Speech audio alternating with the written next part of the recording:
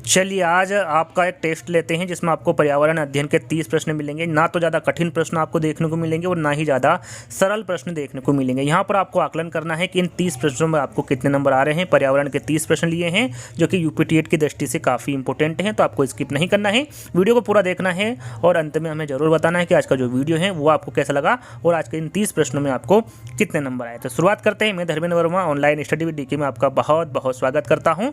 तो शुरुआत करते हैं। आज का पहला प्रश्न है आपका, भारत का सबसे बड़ा वनस्पति संग्रहालय कहाँ स्थित है। आपसे पूछा गया है भारत का जो सबसे बड़ा वनस्पति संग्रहालय है ये कहाँ पर स्थित है। कोलकाता में है, लखनऊ में है, देहरादून में है या फिर पटना में। बताइए जल्दी से इसका सही आंसर क्या होगा।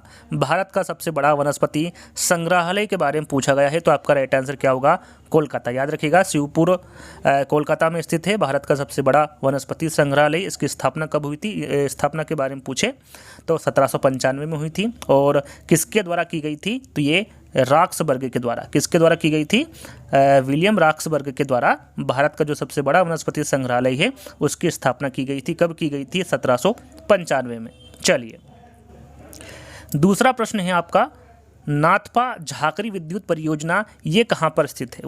उत्तरांचल में है, अरुणाचल प्रदेश में है, हिमाचल प्रदेश में या फिर आंध्र प्रदेश में है। नाथला झाकरी विद्युत परियोजना कहाँ पर स्थित है, फटाफट इसका आंसर बताइए। दूसरे का क्या होगा, तो यहाँ पर आपका राइट आंसर होगा हिमाचल प्रदेश। याद रखिएगा जो नाथला झाकरी विद्युत परियोजना है ये हिमाचल प्रदेश में स्थित है। और किस नदी पर बनी हुई है यह परियोजना, तो याद रखिएगा ये सतलज नदी पर बनी हुई है। कौन सी नदी पर, सतलज नदी पर बनी हुई परियोजना है नाथपा झाकरी विद्युत परियोजना। और कहाँ पर स्थित है, तो ये हिमाचल प्रदेश में स्थित है। तीसरा प्रश्न, टिहरी बांध का निर्माण किस नदी पर किया गया है। गंगा, ब्रह्मपुत्र, भागीरथी या फिर यमुना। यहाँ पर आपसे पूछा गया है टिहरी बांध का निर्माण किस नदी पर किया गया है, तो आपका यहाँ पर राइट आंसर होगा भागीरथी। याद रखिएगा कहाँ पर किया गया है, सॉरी कौन सी नदी पर किया गया है, भागीरथी। और कहाँ पर स्थित है, तो याद रखिएगा ये कहाँ पर स्थित होगा, उत्तराखंड। यदि पूछे कि टिहरी बांध का जो निर्माण भागीरथी नदी पर किया गया है, यह बांध कहाँ पर स्थित है, तो यह बांध कहाँ पर होगा, उत्तराखंड में स्थित होगा। याद रखिएगा काफ़ी इंपॉर्टेंट है, बांध से संबंधित प्रश्न पूछे जाते हैं यूपीटेट एग्जाम में। तो चौथा प्रश्न है आपका, निम्नलिखित में से कौन सी भारतीय नदी पश्चिम की ओर बहती है तथा अरब सागर में गिरती। वो कौन सी नदी है जो पश्चिम की ओर बहने के साथ साथ अरब सागर में गिरती। नर्मदा, गंगा, महानदी या फिर गोदावरी। काफ़ी इंपॉर्टेंट प्रश्न है। चौथे का आंसर क्या होगा, तो यहाँ पर वह भारतीय नदी नर्मदा नदी है जो कि पश्चिम की ओर बहती है तथा अरब सागर में गिरती है। यहाँ पर पहला वाला विकल्प आपका सही होगा।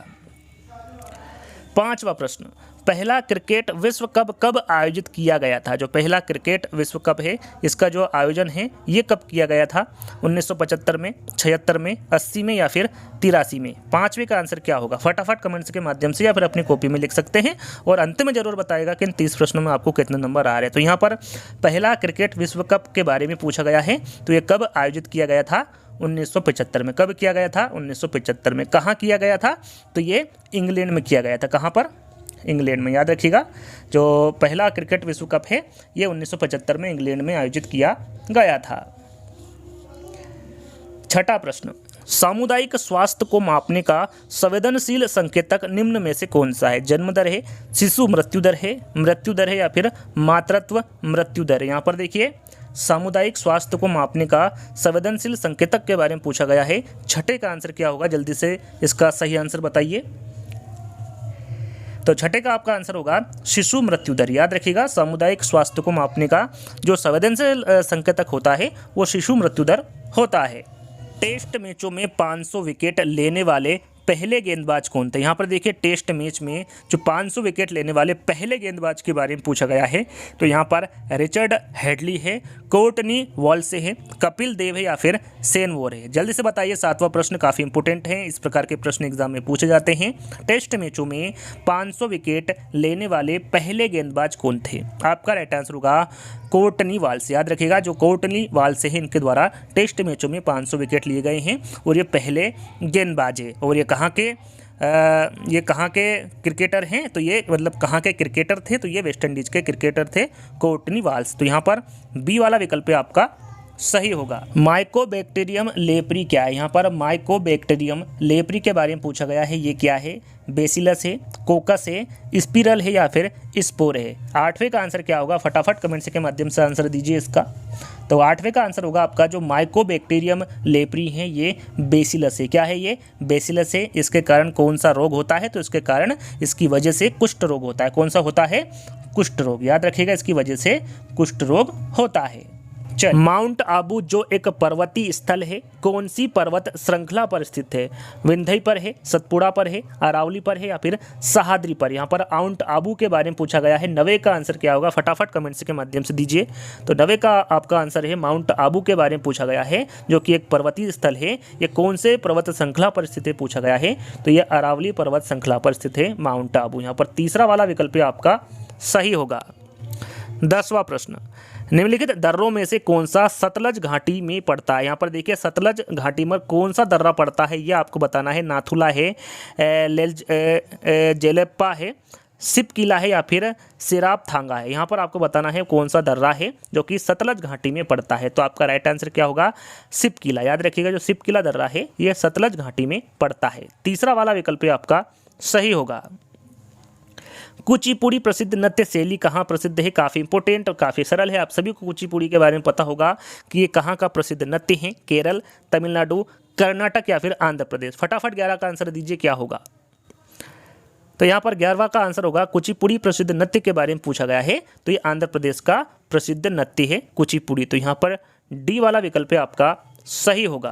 अंकलेश्वर और कलोल दो तेल क्षेत्र हैं। ये जो अंकलेश्वर और कलोल है ये कहाँ पर है? ये आपको बताना है। महाराष्ट्र में है, असम में है, गुजरात में है या फिर राजस्थान में है? यहाँ पर अंकलेश्वर और कलोल दो तेल क्षेत्र कहाँ पर है? 12वें का आंसर फटाफट दीजिएगा। 12वें का क्या होगा आंसर आपका?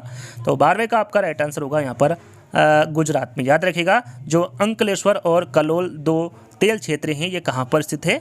तो ये गुजरात में स्थित है।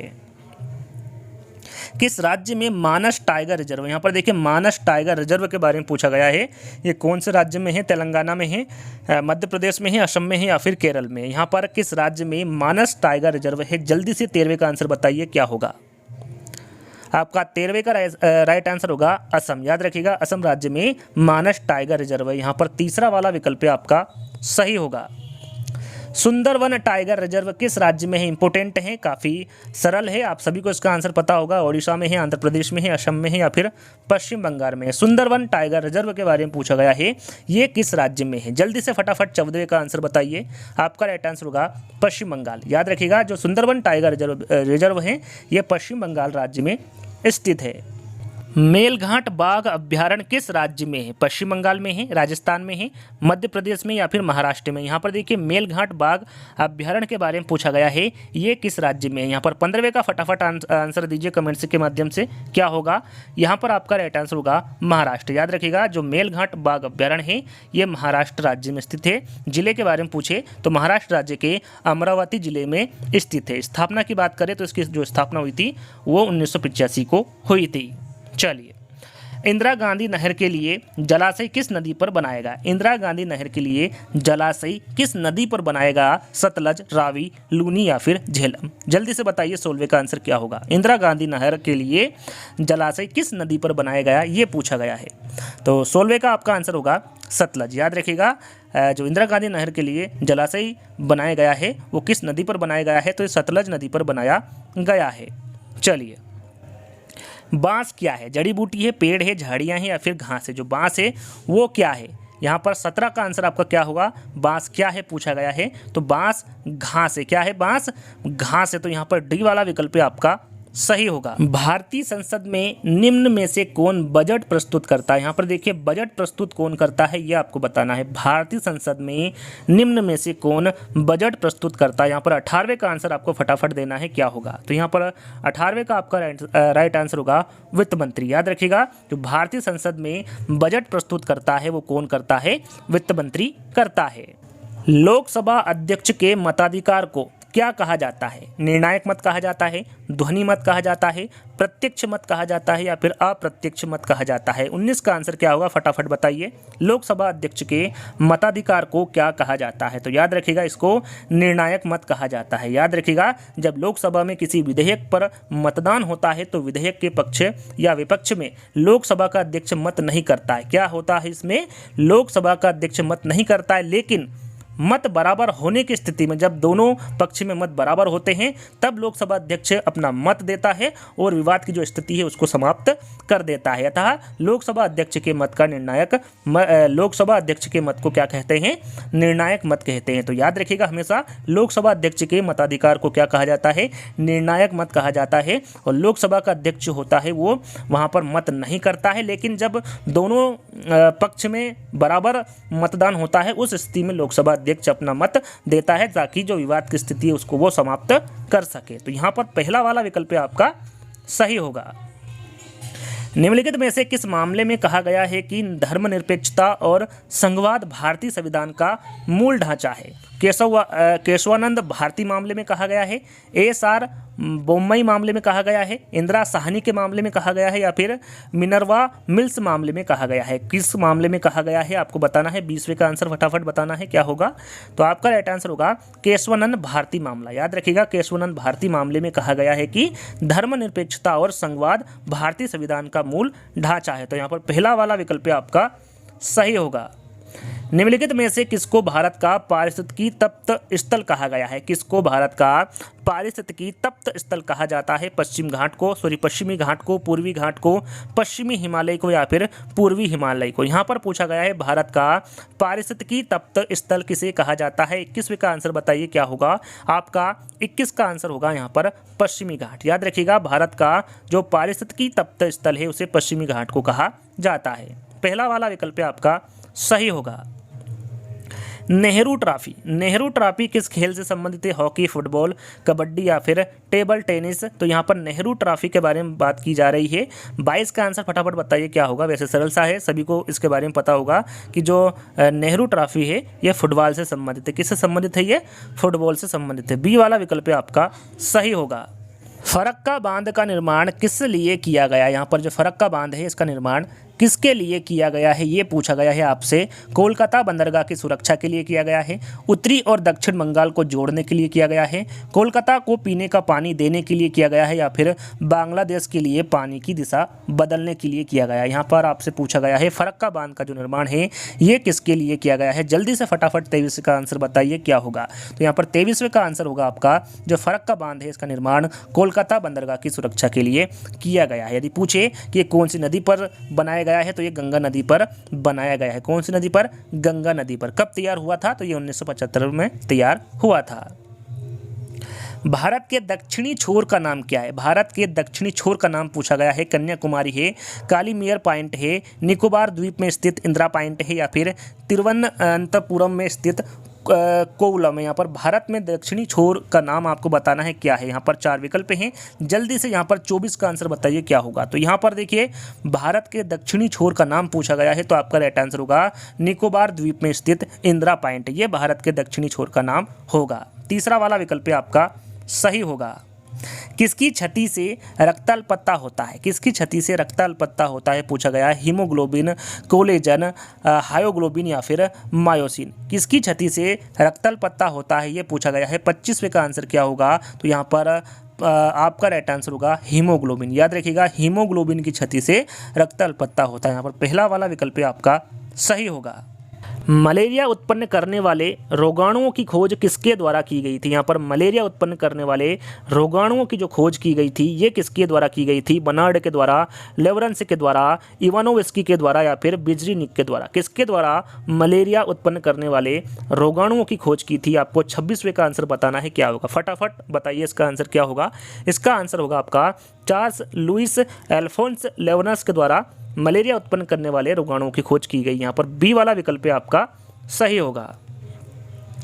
इनमें से कौन सा विटामिन कैल्शियम के अवशोषण में सहायक है? यहाँ पर आपको बताना है कौन सा विटामिन है जो कैल्शियम के अवशोषण में सहायक है। Vitamin A, vitamin D, vitamin B, या फिर विटामिन डी? यहाँ पर वो विटामिन आपको बताना है जो कैल्शियम के अवशोषण में सहायक है। तो यहाँ पर 27वें का आंसर फटाफट करिए क्या होगा। तो 27वें का आपका आंसर होगा विटामिन डी। याद रखिएगा विटामिन डी कैल्शियम के अवशोषण में सहायक है। यहाँ पर बी वाला विकल्प आपका सही होगा। इनमें से कौन एक कार्बोहाइड्रेट है? यहाँ पर कार्बोहाइड्रेट कौन सा है? यूरिया है, इंसुलिन है, ग्लाइसिन है, या फिर ग्लूकोज? यहाँ पर कार्बोहाइड्रेट के बारे में पूछा गया है। 28वें का आंसर बताइए क्या होगा।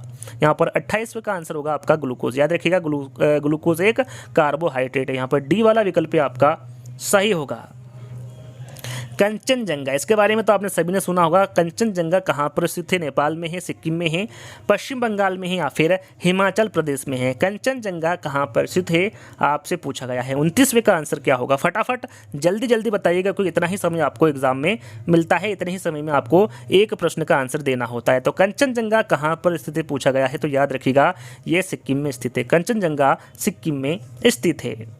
अंतिम प्रश्न, जैसा कि मैंने आपको बताया था टोटल आपको 30 प्रश्न मिलेंगे और यहाँ पर आपको बताना है कि इन 30 प्रश्नों में आपको कितने नंबर आ रहे हैं। और यदि इसी प्रकार का आपको वीडियो और चाहिए तो आप कमेंट्स के माध्यम से बता सकते हैं। भारत में किसकी स्वीकृति के बिना कोई भी सरकारी खर्च नहीं किया जा सकता? संसद, प्रधानमंत्री, राष्ट्रपति या फिर उच्चतम न्यायालय। भारत में किसकी स्वीकृति के बिना कोई भी सरकारी खर्च नहीं किया जा सकता?